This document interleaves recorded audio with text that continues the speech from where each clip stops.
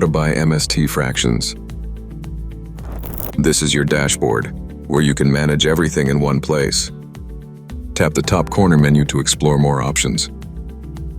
Now tap on the Purchase option to continue. This is your Purchase Your Fractions Today page. Check today's fraction rate, then scroll down to proceed. Tap Pay Now, then select the offline option to proceed. Scan this QR code and complete the payment to proceed. Once the payment is complete, take a screenshot and tap on Purchase Receipt. Then scroll down. Tap Choose File and upload your payment screenshot. Now enter the UTR ID from your completed payment.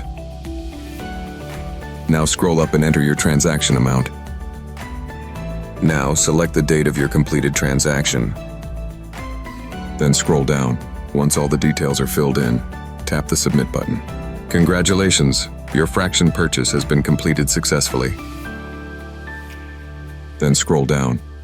Once your fraction purchase payment is completed, the status will appear as pending. After review within 24 to 48 hours, it will be updated to accepted.